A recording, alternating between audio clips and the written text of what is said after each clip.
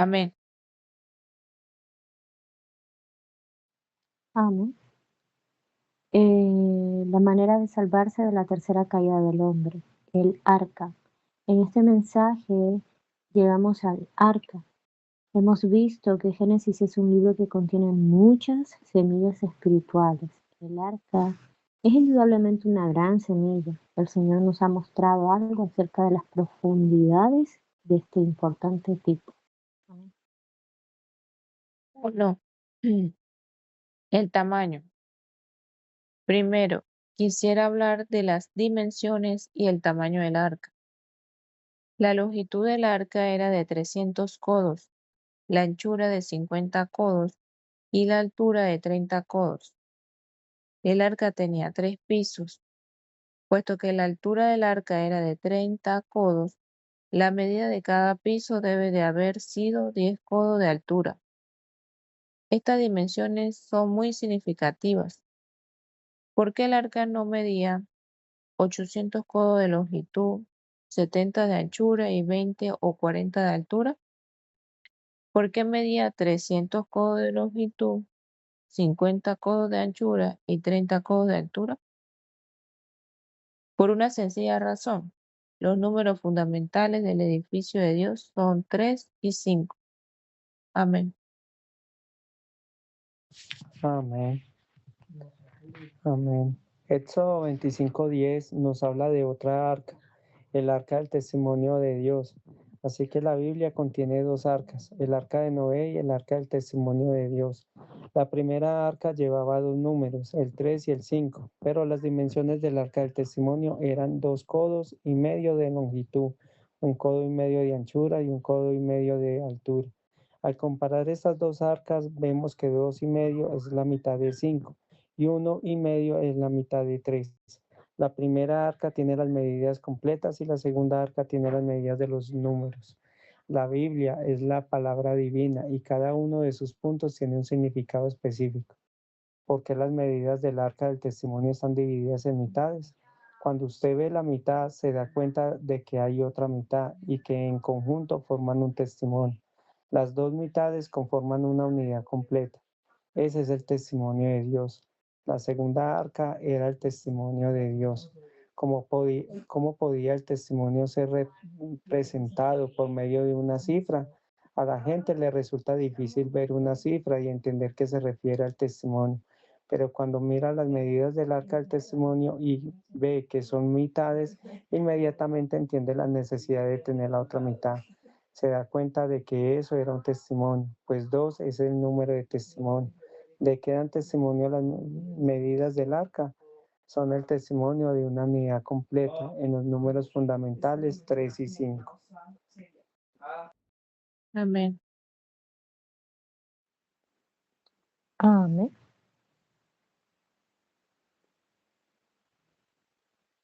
¿Cuál es el significado de los números 3 y 5? En la Biblia, el número 3 representa primeramente al Dios triuno, Dios el Padre, Dios el Hijo y Dios el Espíritu. ¿Por qué debe Dios ser tres personas? ¿Tenemos un Dios o tres dioses? Queremos recalcar que tenemos un solo Dios. No obstante, algunos cristianos con la idea de la Trinidad, según su raciocinio, han llegado a creer en tres dioses. Una vez un hombre me dijo que el Padre, el Hijo y el Espíritu son tres dioses. Cuando oí eso dije, por favor, no diga eso. Es una verdadera herejía. En ninguna parte nos dice la Biblia que existen tres dioses. La Biblia dice siempre que hay un solo Dios. Nuestro Dios es uno solo. ¿Por qué y cómo puede este Dios único contener tres personas? El término persona no se encuentra en la Biblia, proviene de la interpretación humana. Griffith Thomas, el autor del mejor comentario sobre Romanos, dijo en su libro Principles of Theology, Principios de la Teología, a veces hay objeciones en cuanto al término persona. Indudablemente este término no debería ser demasiado recalcado, pues ello conduciría al triteísmo. Aunque nos vemos obligados a usar términos como sustancia y persona, No debemos pensar que son idénticos a la sustancia y la personalidad humanas. La verdad de la experiencia de la Trinidad no depende de la terminología teológica.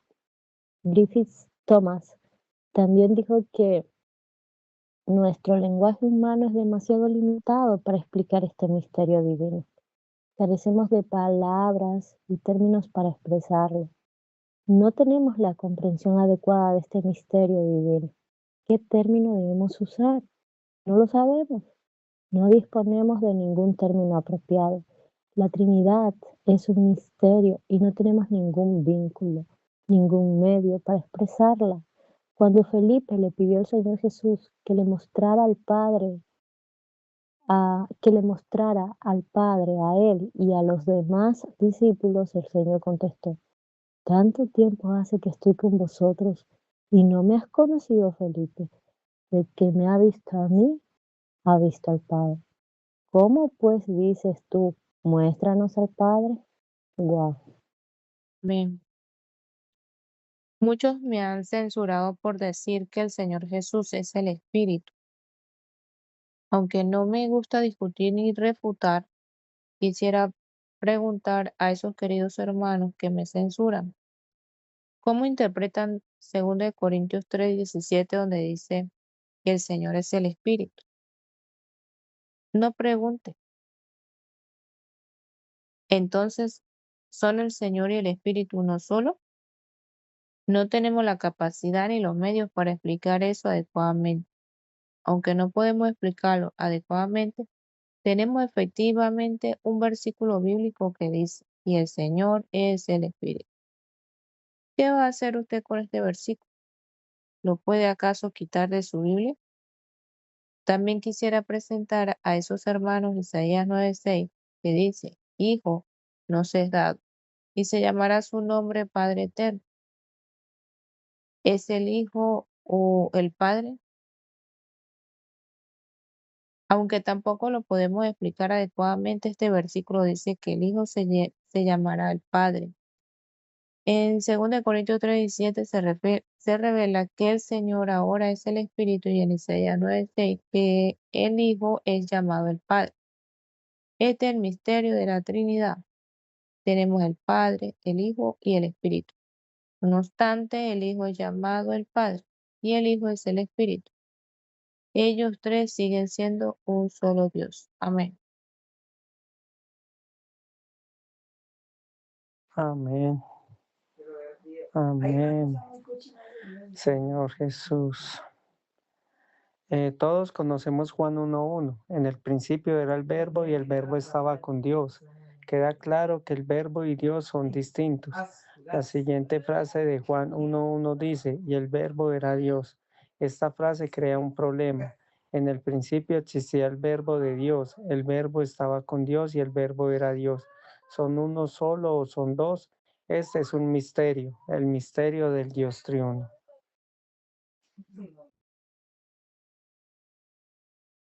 Hermana Sandra. Amén. Amén.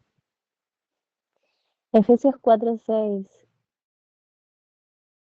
Amén. dice que el Padre está en nosotros. Colosenses 1:27 afirma que Cristo, el Hijo, está en nosotros. Y Juan 14:17 especifica que el Espíritu Santo está en nosotros. Padre, el Hijo y el Espíritu están en nosotros.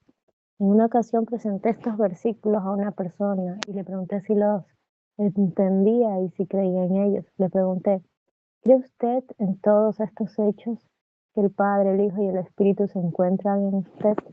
Cuando él contestó afirmativamente, le pregunté: dígame, ¿cuántos se hallan en usted ahora? Él respondió: uno solo. Entonces dije: ¿no acaba de reconocer usted que según la Biblia el Padre, el Hijo y el Espíritu están en usted? ¿Cómo puede afirmar que solo está uno en usted? No pudo contestar. La Biblia dice que el Padre, el Hijo y el Espíritu están en nosotros. Sin embargo, según nuestra experiencia, tenemos un solo en nosotros, uno solo. ¿A quién llamamos el Espíritu o el Señor? Este es el misterio de la Trinidad de nuestro Dios. Él es el único Dios, pero es el Padre, el Hijo y el Espíritu. Amén. Amén. Dios se revela como triuno porque quiere impartirse en nosotros. No podemos ingerir ninguna comida que no haya sido cocida o preparada. Si un alimento no está cocido, por lo menos debe pasar por el proceso de ser masticado, tragado, digerido y asimilado. Sin ese proceso, nada puede entrar en nosotros. El Dios triuno es el Dios que se imparte en nuestro ser. Mateo 28:19 dice, bautizándonos en el nombre del Padre, y del Hijo, y del Espíritu Santo. ¿Para qué bautizamos a la gente en el nombre del Padre, del Hijo y del Espíritu? Para ponerlos en Dios mediante un proceso y para poner a Dios en ellos mediante un proceso. El Dios triuno, la Trinidad, no es una teoría ni una enseñanza teológica. Se refiere a la impartición de Dios.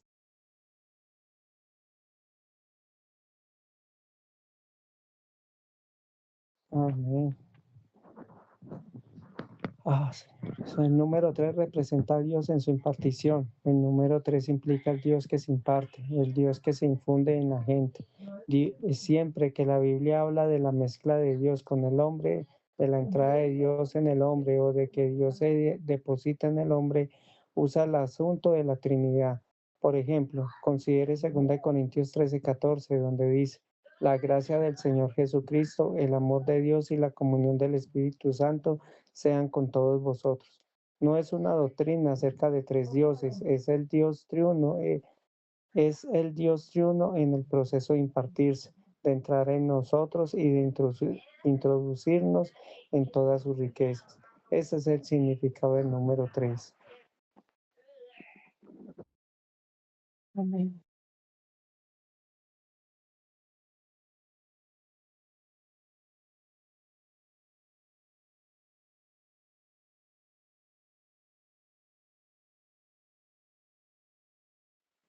Amén. ¿Qué significa el número 5? Es muy fácil de entender. Los 10 mandamientos fueron divididos en 2 tablas de 5 mandamientos cada uno. En Mateo 25 vemos 10 vírgenes divididas en 2 grupos de 5. Si usted se mira a sí mismo, verá que tiene 10 dedos en las manos y 10 dedos en los pies, repartidos en grupos de 5. Los 5 dedos en cada una de sus manos se componen de 4 más 1. Si usted tuviera 2 pulgares y 3 dedos, le resultaría muy incómodo hacer algo. Pero para tener un pulgar y 4 dedos, pero por tener un pulgar y 4 dedos, podemos hacer con facilidad cualquier cosa. El pulgar es el número 1 y representa al único Dios, el Creador. 4 es el número de la criatura, de las criaturas de Dios, como los 4 seres vivientes. Por tanto, 4 más 1 representa al hombre, la criatura de Dios junto con Dios. Aquí los números 3 y 5 aluden a la mezcla del Dios triuno con el hombre. ¿Qué es el edificio de Dios? El edificio de Dios consiste simplemente en que Él se edifica en nosotros y nosotros somos edificados en Él, quedando así unidos. Por tanto, en el arca, los números fundamentales 3 y 5 significan que este edificio es la mezcla de Dios con el hombre. Amén. Amén.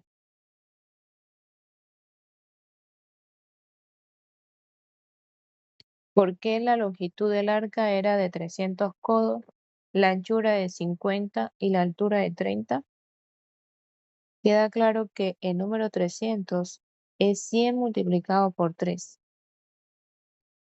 que el número 50 es 10 multiplicado por 5 y que el número 30 es 10 multiplicado por 3. Los números fundamentales son 3 y 5 y los números 300, 50 y 30 son múltiplos de estos números básicos. El número 100 denota plenitud. El Señor Jesús dijo que la mejor manera de llevar fruto es multiplicarlo 100 veces. Por consiguiente, en la Biblia el número 100 es el número de la plenitud. El número 10 representa lo completo. Si a usted le falta un pulgar, está incompleto. 10 representa lo completo y 100 indica la plenitud. Por tanto, el arca es la mezcla plena y completa del Dios triuno con el hombre. Amén. Amén. Amén. Si usted lee Éxodo 27, encontrará que los números 3 y 5 también son los números fundamentales del tabernáculo. El atrio del tabernáculo medía 100 codos de longitud en los lados sur y norte. La anchura del atrio en los lados occidental y oriental era de 50 codos. El cercado o las cortinas del atrio medían 5 codos de altura. Las cortinas de ambos lados de la entrada medían 15 codos de longitud. Estas cortinas pendían de 3 pilares en cada lado, formando así 3 secciones de 5 codos cada uno. Nada se escribió en vano en la Biblia. Las medidas de todo el atrio del tabernáculo se componen de los números fundamentales, el 3 y el 5. Además, el tabernáculo mismo se dividía en 3 secciones, el atrio, el lugar santo y el lugar santísimo. En el lugar santo había 3 muebles, la mesa de los panes de la proposición, el candelero y el altar del incienso. Todo eso es muy significativo. Los números 3 y 5 son los números fundamentales del edificio de Dios. Amén.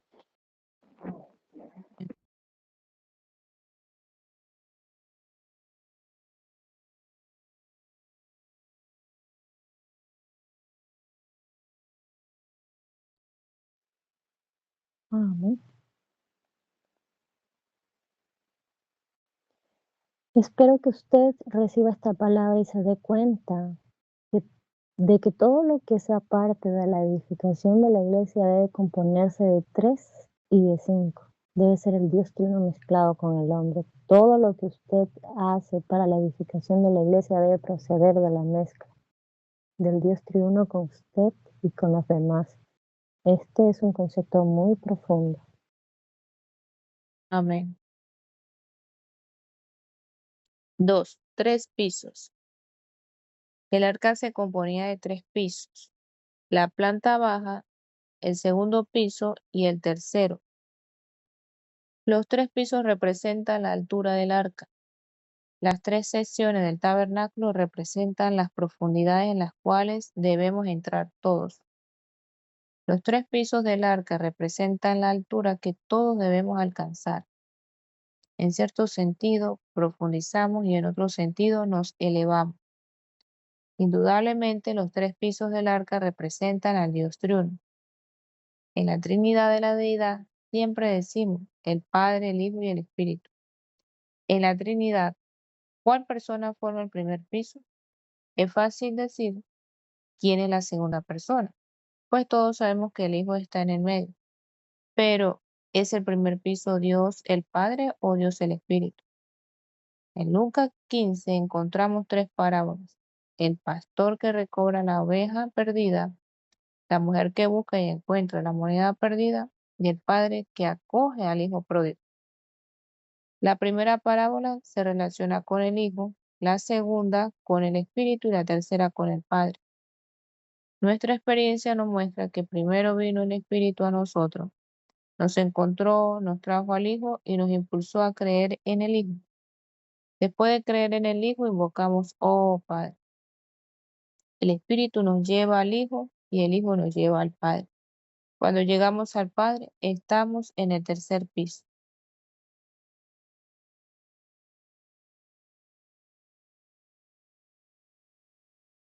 Amén. Amén. ¿Dónde van, hermanitos? En la Ah, sección. en la sección 2, segundo párrafo, hermana. 28 o 29. 30. 30. En la segunda sección, segundo párrafo. 1, 2, 3. El primer piso. No, más arribita, el párrafo de arribita es el Evangelio de Juan. Ya. El Evangelio de Juan es un libro que nos habla del Hijo y la primera epístola de Juan es un libro relacionado con el Padre. En el libro acerca del Hijo se nos habla de la gracia, pero en el libro sobre el Padre se nos habla del amor. El amor es superior a la gracia. En el Evangelio de Juan se menciona la verdad, pero en la primera epístola de Juan se menciona la luz. La luz es superior a la verdad. El Evangelio de Juan es bueno, porque nos lleva al Hijo. Sin embargo, la primera epístola de Juan nos conduce al Padre. Todos debemos avanzar en nuestra experiencia del Hijo al Padre. Amén. Amén. Amén. El primer piso del arca corresponde al Espíritu. A muchos cristianos les gusta mucho hablar del llamado bautismo en el Espíritu Santo y de las cosas carismáticas, pero todo eso se encuentra en el primer piso. Todos debemos acudir al Espíritu para conocer al Hijo, a Cristo. Conocer a Cristo es algo distinto, algo superior. Un día todos llegaremos al piso que corresponde al Padre. Es el piso más elevado, más excelente y más misterioso. Amén. Amén. Supongamos que yo tengo una residencia de 3 pisos. Si usted no es un amigo especial, solo le permitiría entrar a la planta baja. No le dejaría subir al segundo piso. Si usted es un buen amigo mío, le permitiría subir al segundo piso, pero jamás le llevaría al tercer piso para enseñarle algunos de mis misterios, secretos y tesoros escondidos, a menos que nuestra relación sea muy estrecha. No me atrevería a revelarle mis secretos y mis riquezas. ¿Quién podría subir al tercer piso? Indudablemente mi esposa podría. Los de afuera nunca podrían subir al tercer piso. Wow. Amén. Supongamos que ahora usted está en el arca. ¿Preferiría quedarse en la planta baja, en el segundo piso o en el tercero? No tengo la menor duda de que Noé, sus hijos y sus nueras se encontraran en el piso superior. Las bestias inferiores, las que se arrastraban, deben de haber estado en la planta baja y los animales superiores en el segundo piso. Puedo dar testimonio de que ya he pasado por la planta baja. Quiero elevarme cada vez más.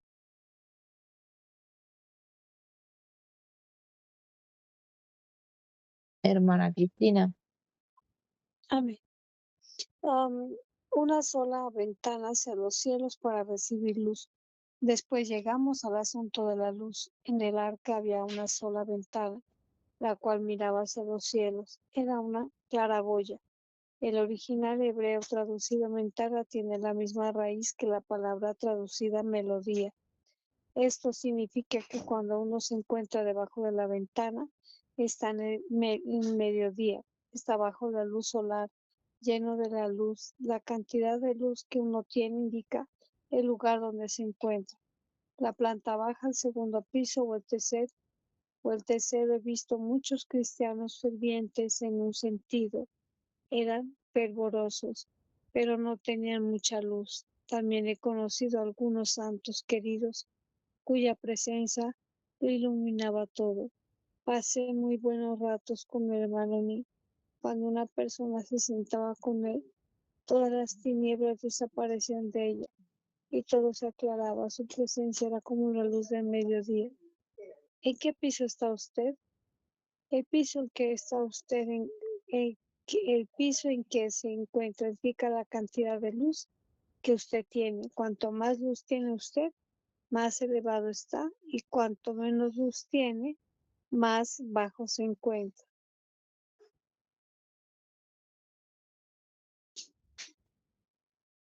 Amén. Señor Jesús, había una sola ventana en el arca. La gente hoy debate mucho acerca de los diferentes ministerios. No me interesa el número de ministerios. Hay una sola ventana y una sola luz. El apóstol Pablo dijo que debemos rechazar las doctrinas que difieren de lo que él predicaba y enseñaba.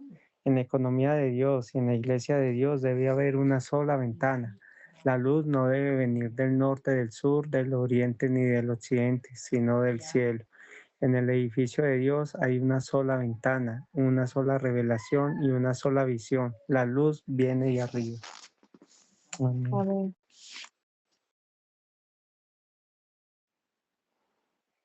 4. Una sola puerta a un solo lado. El arca tenía una sola puerta a un solo lado. Nadie ha caído jamás del cielo. Nadie ha caído jamás del cielo al arca. Todos hemos entrado por el lado. Hay una sola puerta, un solo camino para entrar. Algunos pueden discutir diciendo que hay 12 puertas en la Nueva Jerusalén, 3 puertas en cada uno de los 4 lados de la ciudad. Pero, ¿no sabe usted que los 3 están en uno solo? ¿Qué es el 3? Es la impartición de la deidad. En el arca hay una sola apertura para la luz y una sola entrada para todos. Todos nosotros, incluyendo el apóstol Pablo, pasamos por la misma puerta y esta puerta es Cristo. Amén. Amén. 3. 5. El material. Madera de gofer. El arca fue hecha con madera de gofer. ¿Cuál es la madera de gofer? Es un ciprés rico de resina. Es una madera resinosa. Puede resistir las inclemencias del agua. Una madera sin resina no puede resistir el ataque del agua. La madera de gofer podía resistir el ataque de las aguas del diluvio. En Cantar de Cantares 1:17 habla del cedro y del ciprés. En tipología, particularmente en Cantar de Cantares, el cedro representa al Cristo resucitado. El Cristo resucitado es el cedro que crece en la cima del monte del Líbano. El ciprés es una figura del Cristo crucificado. El Cristo crucificado puede resistir las aguas de la muerte. Él gustó la muerte y la muerte no pudo hacerle nada. El arca de madera de gofer pasó por el diluvio y el diluvio la atacó continuamente sin afectarla. Esto representa la solidez de Cristo como el crucificado. Cristo es la verdadera madera de gofer. Él es el verdadero ciprés, lleno de resina y resistente a cualquier diluvio. Las aguas del diluvio de muerte no pueden afectar. Amén.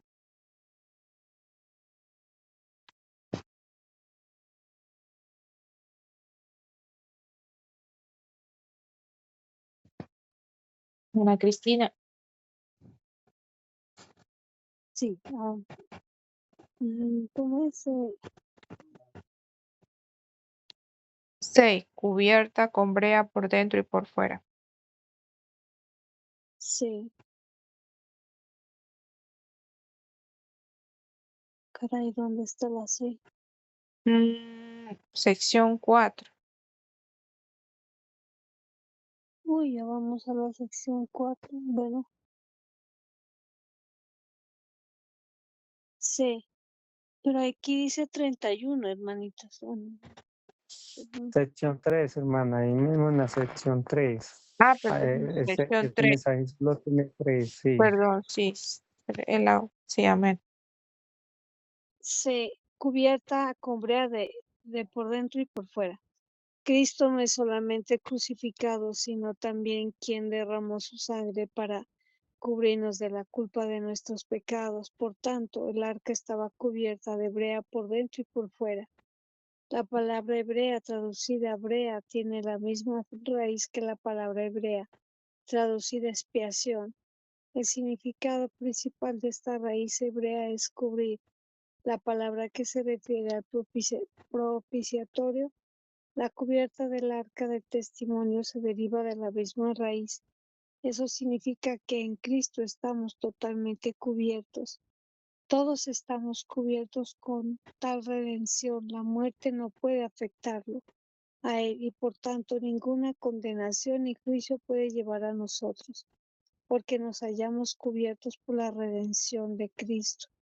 La brea representa la obra redentora de Cristo, que cubre el edificio de Dios por dentro y por fuera. La cubierta interior la vemos nosotros, la cubierta exterior la ve Dios. Quizá los que iban en el arca estaban atemorizados en su interior cuando el diluvio atacaba el arca, pero cada vez que miraban la brea que cubría el arca por dentro y por por dentro podían estar en paz. La brea untada por dentro del arca les proporcionaba paz. La brea aplicada por fuera del arca servía para satisfacer a Dios.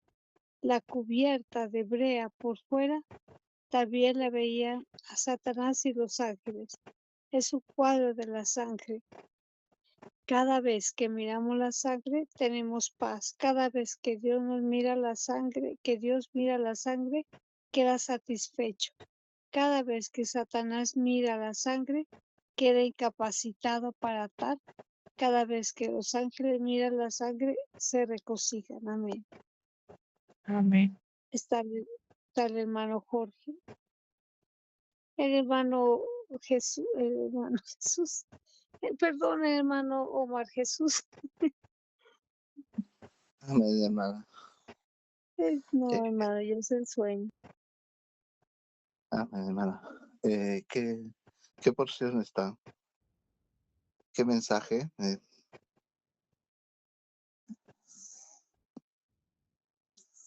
30, hermano. Mensaje 30 ya en la última sección. Sección 3 de 3. A ver, un momentito. Voy a ubicar.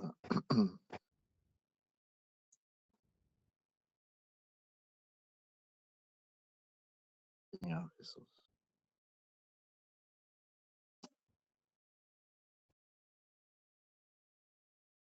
Mensaje 30. Mensaje 30. Sección 3. Sección 3 dice, cubierta por brea, tipifica a Cristo, dice, ¿no? El arca en su totalidad representa a Cristo.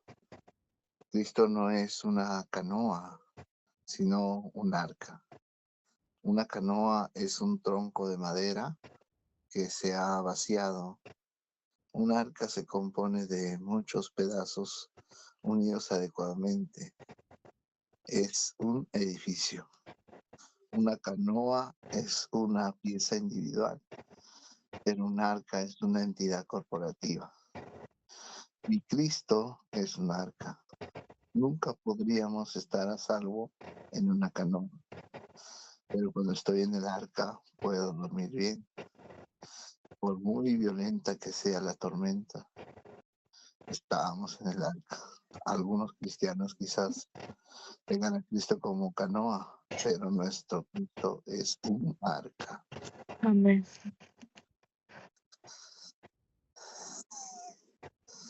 Amén. El arca tipifica a Cristo, por tanto, ¿cómo pudo Noé construirla? Es cierto, el arca fue construida por Noé. Muchos cristianos solamente predican el Evangelio y esperan que un día Dios traiga el arca de los cielos. Si usted dice que debemos construir el arca, es decir, la salvación, la gente lo censurará diciendo que somos salvos por gracia y no por obras. Noé fue salvo por medio del arca que él edificó con su labor. Filipenses 2, versículos 12 al 16 dice, llevad a cabo vuestra salvación con temor y temblor, porque Dios es el que en vosotros realiza así el querer como el hacer, por su beneplácito, para que seáis irreprensibles y sencillos hijos de Dios sin mancha en medio de una generación torcida y perversa, en medio de la cual resplandecéis como luminares en el mundo, enarbolando la palabra de vida.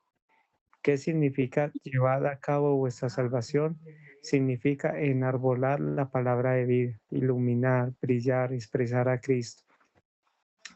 Esto se lleva a cabo porque Dios realiza en nosotros tanto el querer como el hacer. Ya que Dios obra en nosotros, nosotros tenemos que llevar a cabo nuestra salvación. Aunque ya fuimos salvos, Dios sigue obrando en nosotros para que llevemos a cabo nuestra salvación. Miles de personas fueron salvas, pero ¿cuántas de ellas tienen la vida que se describe en Filipenses 2:15? Muchos no están llevando a cabo su salvación.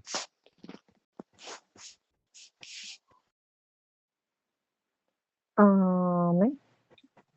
¿Estamos llevando a cabo nuestra salvación ahora? Noé edificó el arca, finalmente lo salvó no solamente... Perdón. Noé edificó el arca que finalmente lo salvó no solamente del juicio de Dios, sino también de esa generación torcida y perversa. Debemos llevar a cabo esta clase de salvación. No tenemos ninguna duda de que fuimos salvos de la perdición eterna. Pero Noé no fue salvo solamente de la perdición, sino también de esa era maligna y además fue trasladado a otra era. El arca que él construyó puso fin a la vieja generación y trajo una nueva. Esta era la clase de salvación que Noé estaba construyendo. No fue solamente la salvación que lo libró de la perdición eterna, sino la salvación que lo rescató de esa generación torcida y perversa. Esta clase de salvación no fue preparada solamente por Dios, sino que fue elaborada por medio de la cooperación colectiva de los salvos. ¿Sí? Bien, ningún salvo perecerá jamás. No obstante, necesitamos una salvación más profunda y más elevada que nos libre de esta generación torcida, ¿sí? Y perversa. ¿Es usted salvo? ¿Qué me dice de la era venidera? ¿Tendrá usted una parte en ella? ¿Estará allí cuando Cristo vuelva y tome posesión de toda la tierra y ejerza su poder y reine sobre ella? ¿Tendrá usted parte en ese reino? Aunque todos fuimos salvos de la perdición eterna, muchos entre nosotros no están laborando en algo que los saque de esta era maligna. El arca que Noé construyó era la salvación que no solo los salvó del juicio de Dios, sino que también los separó de esta generación torcida y perversa y lo introdujo en una nueva era. En cuanto al juicio de Dios, todos fuimos salvos, pero en cuanto a la economía de Dios nos hace falta algo. Dios condenó al mundo, pero usted sigue amando al mundo. Dios le mandó que escapara de esta era, pero usted sigue en ella. Usted carece de la salvación profunda y más elevada. La salvación mencionada en Filipenses 2 no es la salvación de la perdición, sino de la generación torcida y perversa.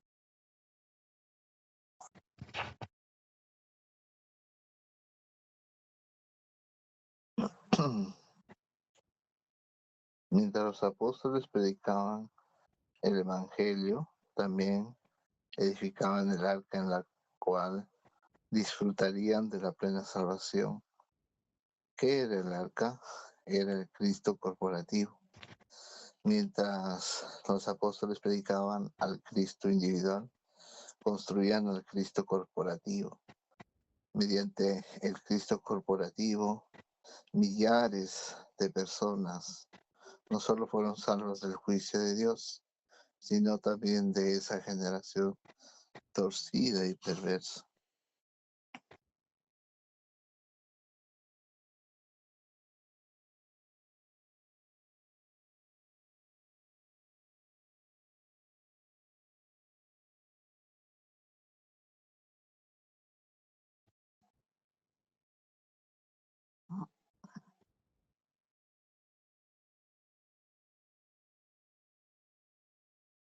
Mamá Cristina,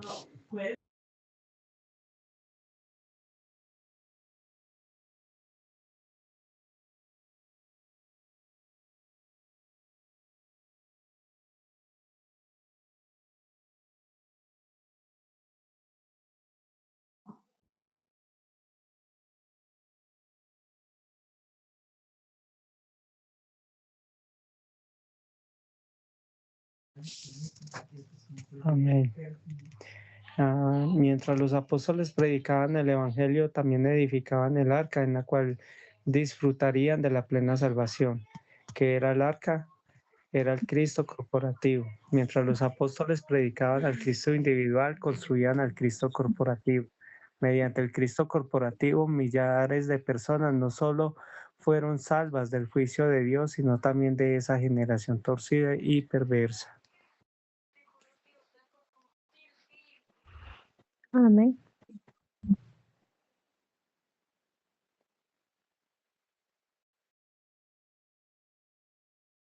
Perversa. Si somos fieles a Dios hoy debemos hacer lo mismo. Por una parte predicamos el Evangelio, por otra edificamos el arca. Lo que predicamos es lo que edificamos. Lo que predicamos no es una teoría ni una doctrina. Predicamos lo que estamos edificando con nuestra vida y obra. Edificamos lo que estamos predicando a los demás. Con el tiempo entraremos en lo que edificamos. Otros también pueden entrar. El arca edificada nos salvará de esta generación condenada. ¿No cree usted que estamos edificando el arca? Estoy muy contento porque estamos construyendo el arca. Mis amigos y parientes siempre me preguntan, ¿qué estás haciendo? Contesto, estoy haciendo algo que ustedes difícilmente podrían entender. Solo podrían entenderlo si ustedes mismos participan de ello. No solamente predicamos el Evangelio, sino que también construimos lo que predicamos. Predicamos a Cristo, edificamos a Cristo y también lo predicamos. Esto significa que vivimos por Cristo y con Él. Expresamos a Cristo, nos aferramos a Él y lo expresamos. Esta es la edificación que llevamos a cabo. Amén. Amén. Al mismo tiempo edificamos la iglesia. La iglesia es el Cristo corporativo, que en cierto sentido es el arca de hoy. Millares de personas fueron salvas al entrar en la vida de iglesia.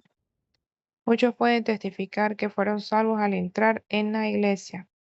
A pesar de haber sido salvos por muchos años, usted fue separado de este mundo torcido cuando entró en la iglesia y no antes. Esa arca corporativa lo separó. Cuando entramos en la iglesia, nadie tuvo que pedirnos que saliéramos del mundo.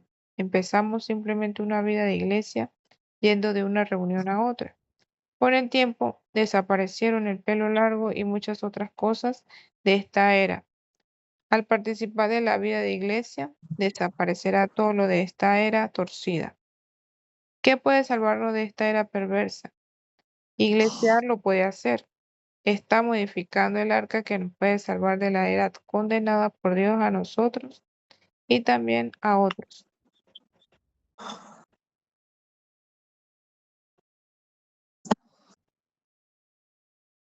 Amén. Hermana Cristina, Ajá, ya voy. 8. 8. Hermanito, regalémosle esa porcioncita al hermano. Amén. Dice, no solo para la humanidad, sino también para todos los seres vivientes. El arca no solamente sirvió para salvar al hombre, sino también para salvar a todos los seres vivos. ¿Qué significa esto? Hebreos 2:9 revela que Cristo gustó la muerte, no solo por todos los hombres, sino también por todas las cosas. Como lo indica el griego, es por eso que Colosenses 1:20 dice que Dios ha reconciliado todas las cosas consigo por medio de Cristo. Las criaturas, así como los seres humanos, estaban en el arca. Cristo experimentó una muerte toda inclusiva por toda criatura, por todas las cosas. Por consiguiente, el arca fue necesaria, no solo para la salvación del hombre, sino también para la salvación de todos los seres vivos.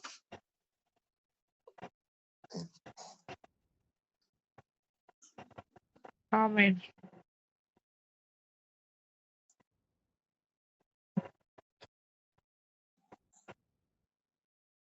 Ujú. Amén. Oh, Señor Jesús, hermano. Bueno, lo que pude ver, hermano, que precioso aquí con respecto a los números, ¿no? Una cosa muy interesante, que el edificio de Dios eh, ¿cómo es? Contiene número 3 y 5, o es edificado bajo estos números 3 y 5, la Trinidad Divina, y 5 que habla sobre el edificio, ¿no? La plenitud de Dios.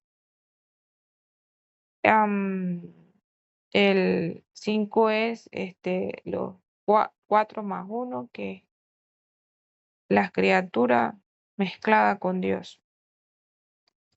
Y esto en múltiplos. Vemos que el edificio de Dios es la mezcla multiplicada, la mezcla de Dios con el hombre multiplicada en plenitud. Alabado sea el Señor, hermano. Vemos que el arca, hermano, es eso, la plenitud de Dios, en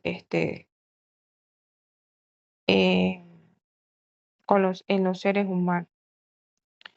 Y pues, qué importante también, ¿verdad? Cómo está compuesta, 3 pisos, la planta de abajo, el segundo piso y el tercer piso, y dónde está ubicada la puerta, dónde está ubicada la ventana, viendo que en nuestra experiencia cristiana, o sea, nuestra experiencia con Dios, en nuestra vida cristiana, debemos ir avanzando, debemos, por una parte, tener, ¿verdad? Una vida profunda en Cristo, pero también debemos elevarnos en el crecimiento de vida.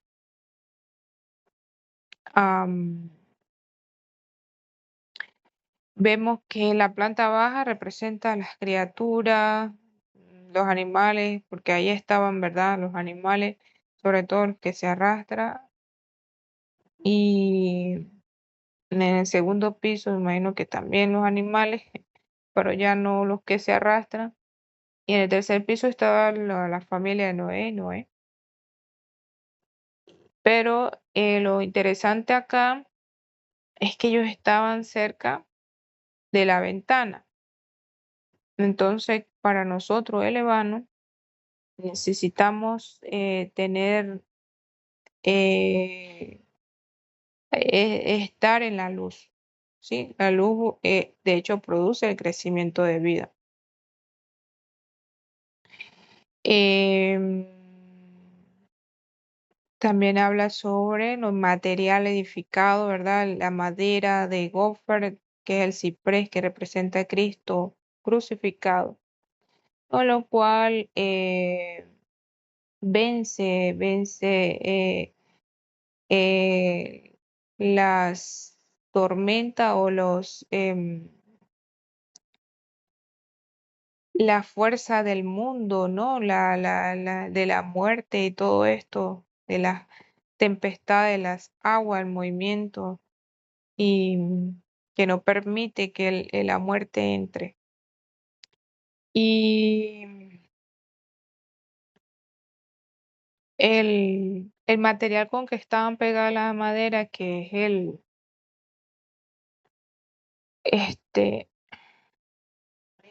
la brea, la brea, gracias, mami. La brea, la brea que representa la sangre de Cristo, ¿verdad? Y que esta sangre, pues que la brea estaba por fuera, realmente pues habla de la justicia de Dios hecha por nosotros delante del Padre, y bueno, el cual nos permitió entrar en Dios, ¿no? Acercarnos a Dios. Nos une con Dios, esta brea nos une con Dios, con el Dios triuno.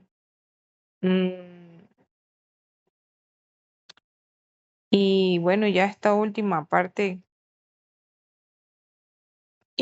oh Señor Jesús.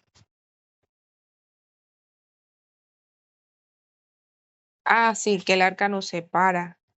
Edificar un arca, de hecho, pues esto lo vio Jacob como la piedra, donde soñó que con la escalera que ángeles bajaban, él ungió esa piedra. Él tuvo la visión de la iglesia, ¿no? Representando que, y de hecho él levantaba columnas de piedra,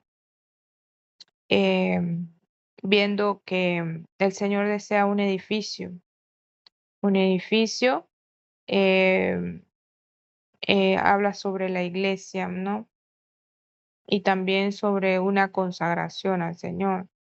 Entonces, pues, nosotros edificar un arca representa edificar una vida consagrada al Señor, tener una vida de iglesia, la cual nos permite, hermano, separarnos, o lo cual nos separa de todo lo que es profano, mundano y abominable delante de Dios.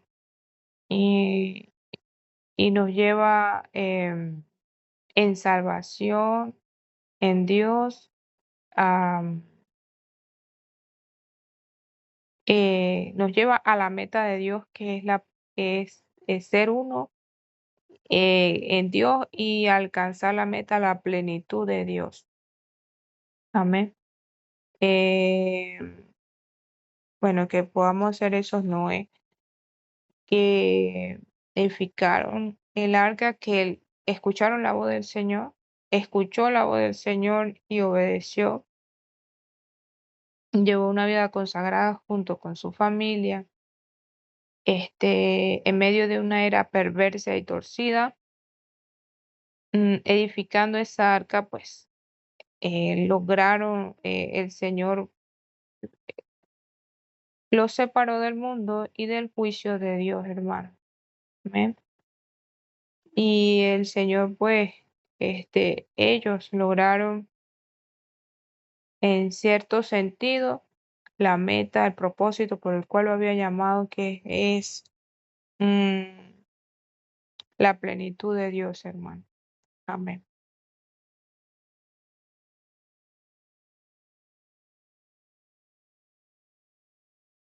Amén.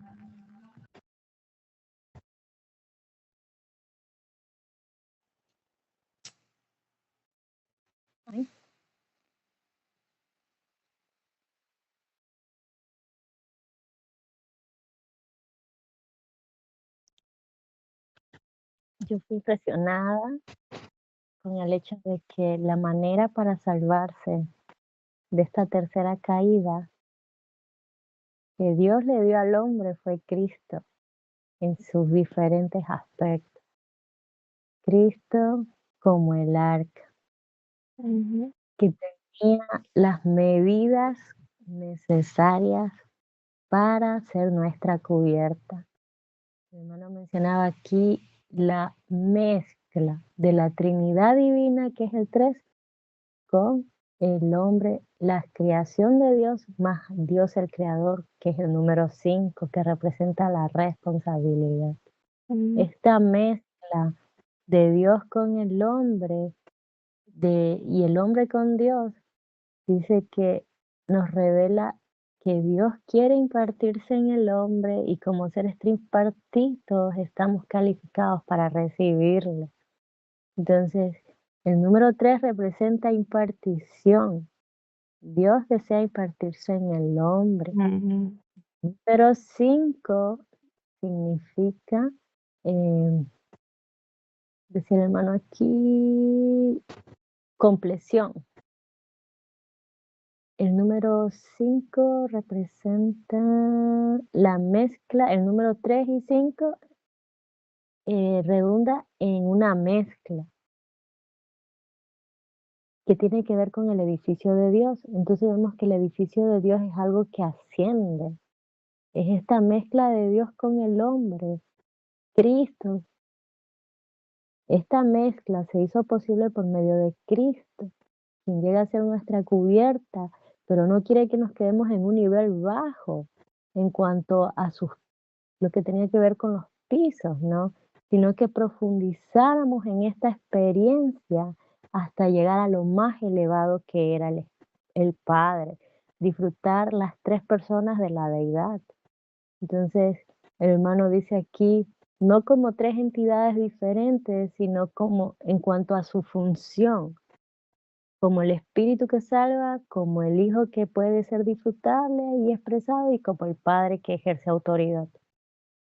Entonces, en esta mezcla con el Dios triuno, entre más avancemos en nuestra experiencia con el Señor y subamos al tercer piso, pues nuestra luz será más intensa. Qué precioso ministerio. Amén. Entonces, Cristo es la solución a nuestros pecados. Él nos fue dado, Él se ha mezclado con nosotros. Ahora nosotros tenemos que entrar en esta experiencia, profundizar en Él para obtener luz. Y dice el hermano aquí, y Amén. cuando vayamos,